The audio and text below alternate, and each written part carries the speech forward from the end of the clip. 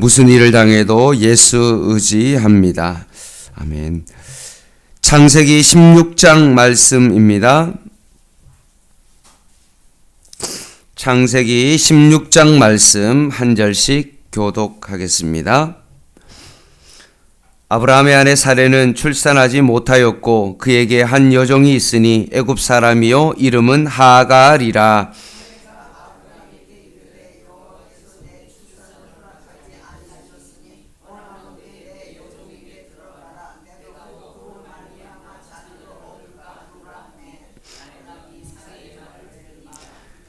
아브라함의 아내 사레가 그 여종 애굽 사람 하갈을 데려다가 그 남편 아브라함에게 첩으로 준 때는 아브라함이 가나안 땅에 거주한 지 10년 후였더라.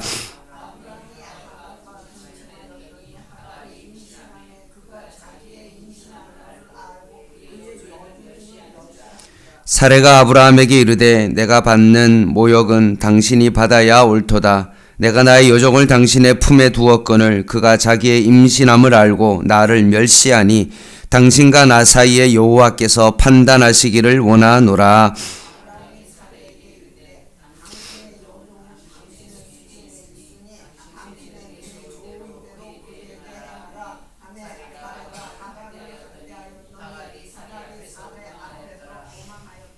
여호와의 사자가 강야의 샘물 곁 곧 술길 샘 곁에서 그를 만나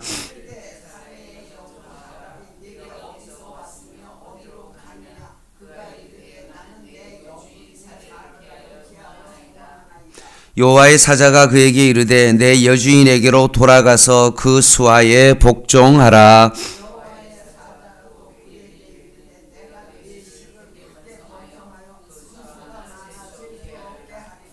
여호와의 사자가 또 그에게 이르되 내가 임신하였은즉 아들을 낳으리니 그 이름을 이스마엘이라 하라. 이는 여호와께서 내 고통을 들으셨음이니라.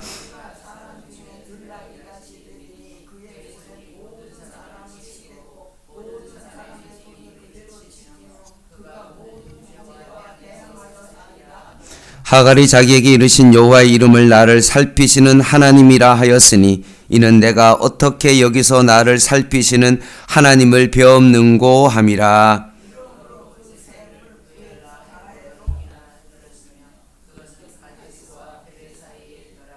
하갈이 아브라함의 아들을 낳음에 아브라함이 하갈이 낳은 그 아들을 이름하여 이스마엘이라 하였더라. 하갈이 아브라함에게 이스마엘을 낳았을 때 아브라함이 86세였더라. 아멘. 창세기 16장은 우리가 전에 봤던 창세기 15장에 하나님께서 아브라함과 사레를 통해서 약속의 씨를 허락하신다라는 것을 하나님과 아브라함의 언약을 다시 한번 확인시켜 주셨습니다. 그래서 이제 16장에 들어와서는 이 아브라함과 사레가 이것을 어떻게 반응하는지에 대한 내용이 그 결과가 나오고 있습니다. 1절 보면 사레에 대한 정보가 주어집니다. 그 정보는 뭐냐 하면 사레는 1절에 보면 출산하지 못하였고 라고 표현하고 있습니다. 그리고 사레는 아브라함의 아내라는 점을 강조합니다. 문제는 그녀가 아이를 낳지 못한다는 거죠.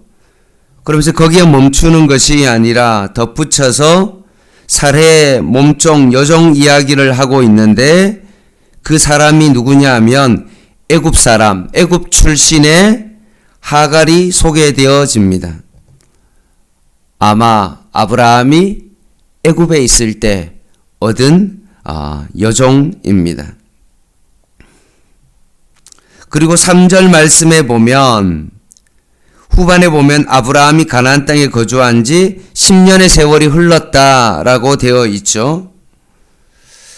분명 75세 때 하나님의 부름을 받았을 때도 내가 너에게 씨를 주겠다라고 약속을 했는데도 불구하고 10년이 지난 이 시점에도 아무런 기미가 보이지 않는 그런 상태입니다.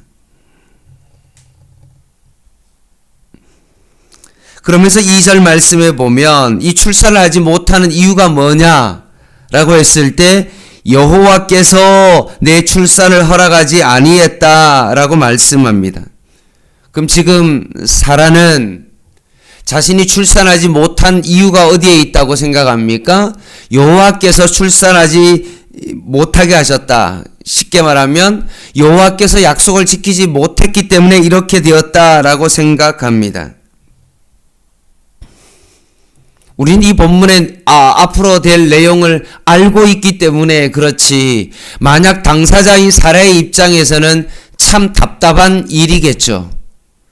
하나님의 약속을 정말로 잘 붙들지 않고 기다리지 못하는 사라의 모습으로 우리가 사실 이것을 보지만, 하나님의 때가 아직 이르지 않았기 때문에 그런 거야 라고 지금 이 시간 사라에게 나타나서 그 말을 하고 싶지만 사라의 입장에서는 참으로 답답한 것입니다. 1년도 아니고 5년도 아니고 10년이란 이 시점에서 사라는 정말로 조급하고 답답했습니다. 그래서 인간적인 방법을 사용합니다. 애굽에서 얻은 그 여종, 몸종, 그 하가를 통해서 아이를 낳으려고 시도합니다. 지금 사라는 앞으로 우리가 10장에서 보겠지만 그 약속의 씨를 통해서 나와야 된다는 그 약속을 정말로 전혀 인식하지 못한 채로 지금 그 몸종 하가를 통해서 첩을 두려고 하고 있는 것입니다. 그리고 아브라함이 사라의 말을 보니까 듣게 되어집니다. 그냥 단순히 듣다라고 되어지는 게 아니라 원어적인 표현을 깊게 보면 이렇게 되어 있습니다. 귀 기울여 듣고 순종한다라고 되어 있습니다. 아브라함이 그 제안을 받아들이고 결국 하가를 취하게 됩니다. 인간적인 방법으로 그것을 하게 된 겁니다. 하나님의 방법이 아닌 사람의 방법으로 그 일을 하게 되어집니다. 참 기다리는 훈련, 이것이 참 필요한데 인내 때를 잘 기다리지 못합니다. 결국 4절에 보면 아브라함이 하갈과 동참했고 하갈이 임신합니다. 여기까지는 사라의 계획대로 참 잘 됐죠. 인간적인 방법으로 뭔가 잘 이루어지는 것처럼 보입니다. 사라도 아마 하갈이 임신했다는 소식을 들었을 때 처음에는 되게 기뻤을 것입니다. 야, 이제는 됐다 라고 생각했을 것입니다. 근데 문제가 생겼습니다. 그 문제가 뭐냐 하면 그 하갈이 자신이 임신했으니까 결국 사라를 정말로 멸시하기 시작합니다. 자식이 없는 것이 그 당시의 수치인데 그 수치심을 계속 건드리는 것입니다. 사랑하는 성도 여러분, 하나님의 약속을 끝까지 기다리지 못하고 인간적인 방법을 쓸 때 처음에는 그것이 잘 되는 것처럼 보일지 모르지만 오히려 그 결과는 어떠합니까? 결국 수치심을 당하는 그런 일들이 벌어지게 됩니다. 처음에는 인간적인 방법으로 그것을 해결하는 것처럼 보이지만 여러분, 나중에는 이렇게 문제가 발생하게 되어집니다.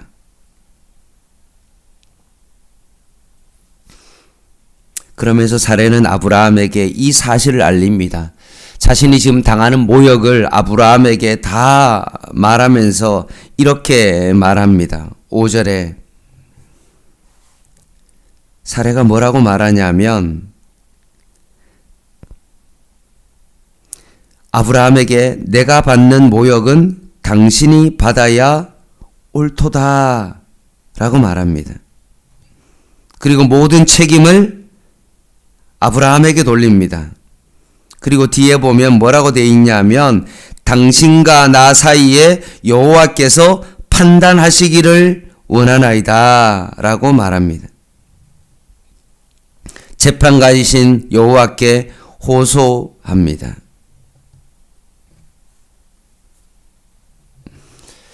여전히 사례도 자신이 지금 뭘 잘못하고 있는지를 전혀 깨닫지 못하고 있습니다. 당신이 하라고 해서 정말로 했는데 뭐가 문제냐라고 생각하고 있고, 오히려 사례는 하갈을 학대하며 결국 그 일로 인하여 하갈은 도망쳤습니다. 참 조급함 때문에 기다리지 못하고 모든 일들이 결국은 엉망이 되었던 것입니다.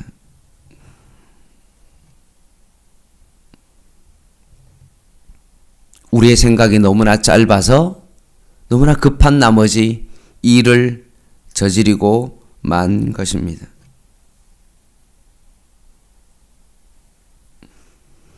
하나님의 그 신실하심과 하나님의 약속을 정말로 우리가 굳게 붙잡는다면 조금 여유를 가지고 그것을 기다릴 수 있는데, 참 그 조급함이 우리의 삶 가운데 문제가 된 것입니다. 7절 말씀입니다.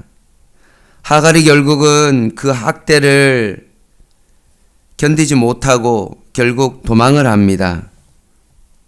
어디 갑니까? 강야의 샘물 곁입니다. 그래서 여호와의 사자가 학대로부터 도망친 하갈을 발견합니다. 하나님의 사자가 하갈을 찾아간 이유는 뭡니까? 하나님의 뜻을 전하기 위해서 온 겁니다. 그때 만나가지고 이렇게 사자가 이야기합니다. 사레의 여종 하갈아, 내가 어디서 왔으며 어디로 가느냐라고 먼저 물을 때 하갈이 대답합니다. 사레의 여종입니다 라고 부르며 지금 그녀의 위치를 다시 한번 확인시켜 줍니다. 내 주인 사레를 피하여 도망치고 있다라고 대답을 합니다. 그래서 여호와의 사자가 뭐라고 말합니까? 내 여주인에게로 돌아가서 그 수하에 복종하라라고 9절에 말합니다. 너는 돌아가서 이전처럼 여주인에게 도전하지 말고 스스로 복종하라고 명령을 내립니다. 그러면서 10절 말씀에 보면 너가 다시 돌아가 복종하는 그 명령에 잘 순종하면 어떤 하나님께서 약속을 주십니까? 내 씨를 번성하게 할 것이다. 그 수가 많아 셀 수 없을 것이다 라고 하며 하갈이 너가 이제 아들을 낳을 것인데 그 이름이 뭡니까? 이스마엘이라 하라고 말씀하십니다. 그 뜻은 여호와께서 고통을 들으셨다라는 그런 뜻입니다. 그리고 이스마엘에게 대한 설명이 나옵니다. 어떻게 표현하냐 하면 쉽게 길들여지지 않는 들나귀 같이 자유롭게 살아갈 것이다 라고 말하면서 12절 말씀에 있는 것처럼 모든 형제와 대항하며 살 것이다. 썩 좋지 않은 내용이죠.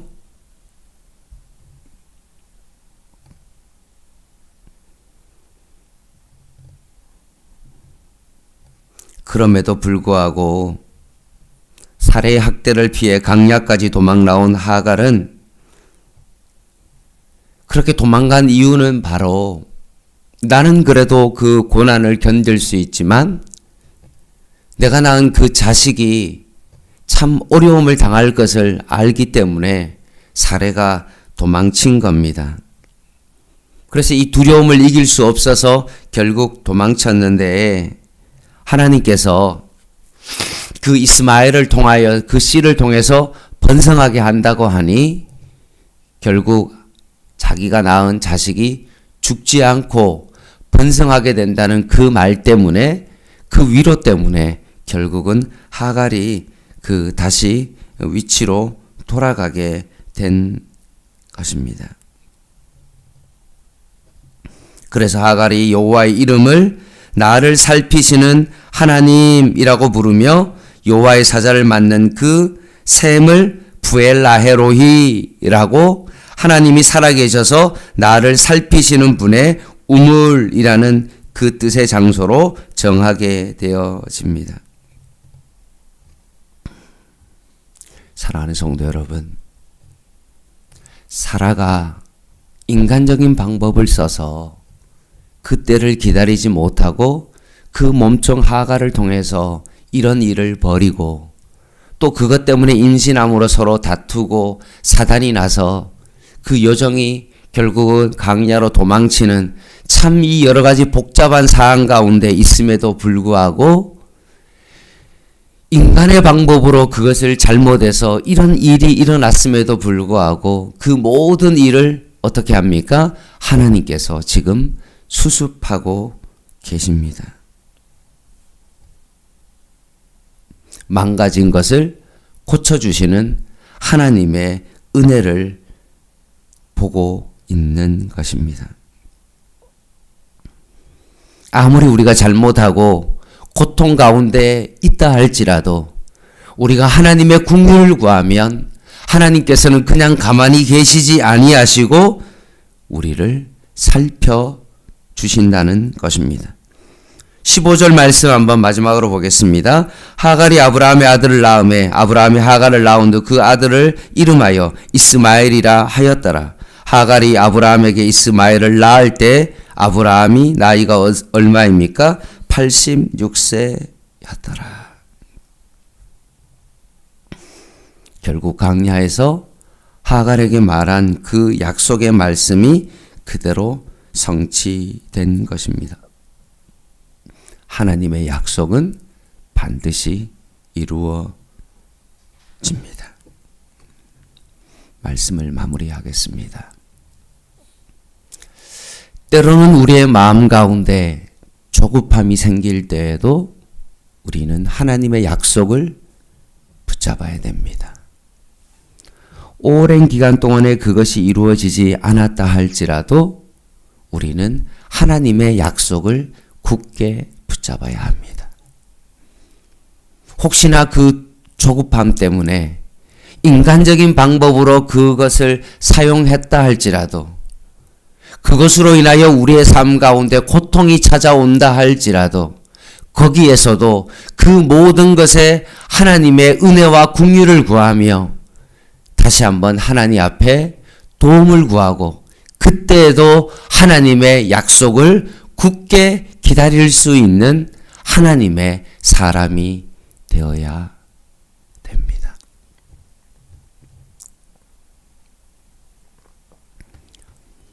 세상은 너무나 빨리 돌아갑니다. 물건을 시켜도 몇 시간 만에 택배가 배송되어지고 조금만 있으면 전화 한 통만 하면 3, 40분 안에 음식이 도착하는 그런 시대를 살고 있습니다. 원하는 대로 정말로 쉽게 모든 일을 할 수 있는 그런 시대 가운데 살고 있습니다.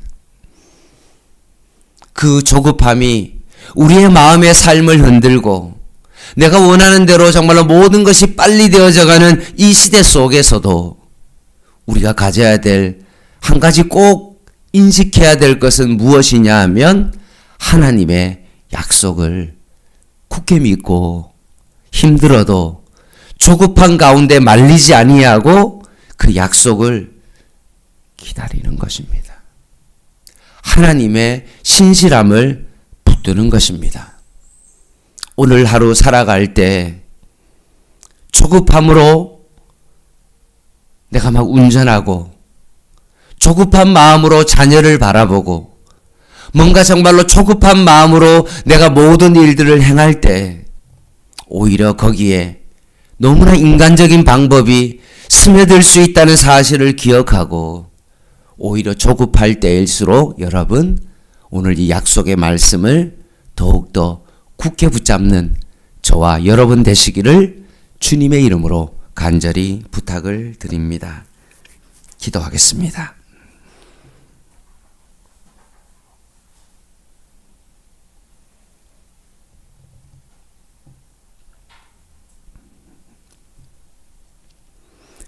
하나님, 참 저희들이 어리석어서 하나님의 약속을 굳게 붙잡지 못하여 기도보다 성령보다 앞서서 살아가고 있는 저희들의 연약함을 보게 되어집니다. 오늘도 우리가 우리의 삶의 우선순위를 하나님께 두고자 그 조급함을 떨치기 위하여 오늘도 이 새벽에 주님 앞에 나와 하나님과 동행하며 그 약속을 붙들고자 오늘도 주님 전에 나와 이렇게 하나님 앞에 기도를 드리오니 우리의 마음을 하나님께서 붙잡아 주시고 오늘 하루도 하나님의 약속의 사람으로 살아가는 저희들 되게 하여 주시옵소서. 오늘도 나의 친구가 되신 그 주님, 나를 살리기 위하여 십자가에 못 박아 나를 친구 삼으신 그 주님을, 예수님을 기억하며 오늘도 예수님을 나의 친구 삼아 하나님 아버지 주님과 동행하는 삶을 살게 하여 주시옵소서. 예수님의 이름으로 간절히 기도드립니다. 아멘. 개인 기도 하시겠습니다.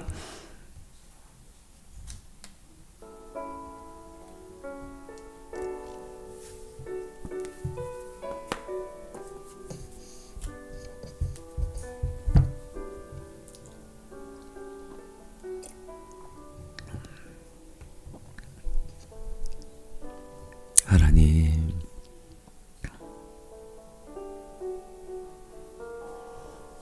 하갈의 고통에도 응답하시고 하나님의 긍휼을 베풀어 줬던 것처럼